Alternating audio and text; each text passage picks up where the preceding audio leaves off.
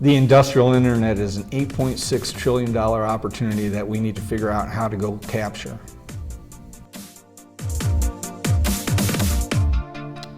Hi, this is Tim Shinbara, VP for Manufacturing Technology for the Association for Manufacturing Technology here on IMTS TV at MC Squared 2016. With me today, I have Brian Dodds, Chief Engineer for Manufacturing for GE Power. Brian, your presentation presented a landscape that I think had some people in awe, but for two reasons. I think they understand now with more clarity the challenges that we see in the future of manufacturing, but secondly, they hear some terms that maybe have not quite have been associated with GE in the past, and I kind of want to bring that up today.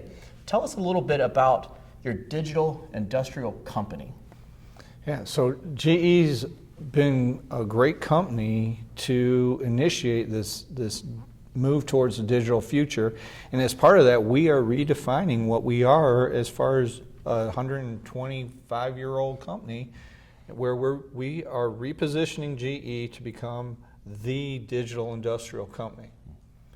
And that means from the engineering side to the manufacturing side to our interface with our customers and over the life cycle of all our products.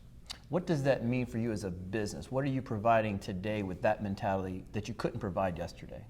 New services, you'll see things like our Brilliant Wind Farm capability. You'll see things in the offering of our gas turbine combined cycle power plants that have never been out there before. They're new products.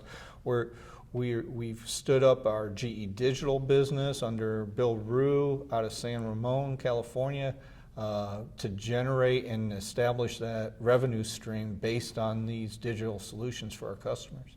You guys have an interesting ribbon cutting coming up soon on your advanced manufacturing space. Tell us what that means for you as a company and what that means for the industry. Yeah, so we are getting ready to open up our Advanced Manufacturing Work Center in Greenville, South Carolina. It's the first of its kind inside of GE.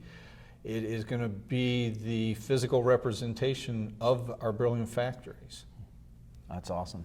The one thing that you had mentioned was it's a place to go from prototype to low-rate initial production, but also to test maybe methodologies of advanced manufacturing. Are you doing that all just with GE or with some of your technology partners? Yeah, so GE relies on a lot of technology partners for all our products and manufacturing capabilities. So it is set up to be a space that we can develop our most advanced proprietary processes inside of.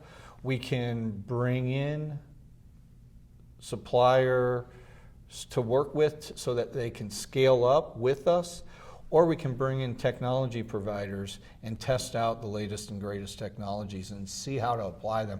This is really about trying to fill that MRL, maybe 6, 7 type space and getting it ready to roll out into production at the soonest point possible. Understood. And that makes perfect sense, especially with the commitment from the government on the National Network for Manufacturing Innovation Institutes for that 4 to 7.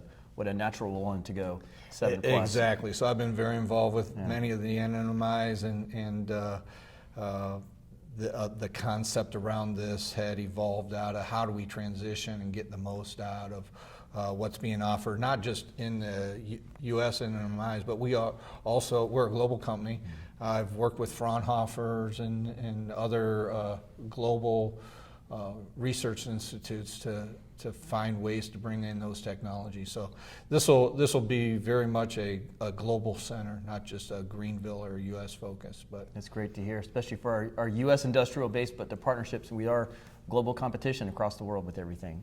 Let me ask you this. You've been in the business of manufacturing for a long time, and you're at a very high level of leadership where you are right now. You had an interesting point to make about the talent and the culture. Where do you see that playing a role in today's advancing of manufacturing? Yeah, so I started in manufacturing in the mid-'80s, went through some difficult times with the end of the Cold War and the defense budgets falling, and then after Boeing acquired McDonnell Douglas and 9/11 attacks really hurt the commercial aerospace world. I've been through these different transitions and stayed true to manufacturing my entire almost 30-year career. I really am focused on how to build up that next generation.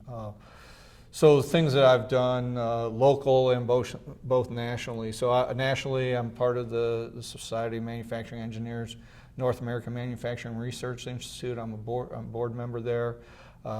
Locally, I work with the universities. I sit on the Clemson Mechanical Engineering Advisory Board. I sit on the board for Greenville Technical College, and I've been helping them stand up their Center for Manufacturing Innovation that they're going to open in August. It's really an innovative approach to what technical colleges offer as far as manufacturing. And then partnering with some other leading companies in the South Carolina upstate area like Lockheed Martin, Fluor, Michelin. Together, the four of us were the partners that were behind standing up a upstate STEM collaborative. And so I'm very committed to trying to find and build that next generation of manufacturing expertise. And I think it's been a great career for me, and want to try to attract the best talent to it. The other thing I think is we've always tended to fall back onto the industrial engineering and mechanical engineering to pull most of our resources. With this digital manufacturing future that we're going to, we need to bring in a greater variety of people. That now it's not so much of a degree or a minor within a degree, but it's more of a function. We're going to have to mix the traditional mechanical engineer and industrial engineer, bring in more electrical engineers. But I think the key piece is how do we attract mathematicians and pure computer scientists into the space? That is probably the greatest need that we're going to see here in the future. Got it. Good to know. Well, as part of that next generation, I appreciate your leadership, and thanks for spending time with us at MC Squared this year. I enjoyed it. Thanks for having me. You bet. This is Tim Shimbar with IMTS TV. We'll see you soon.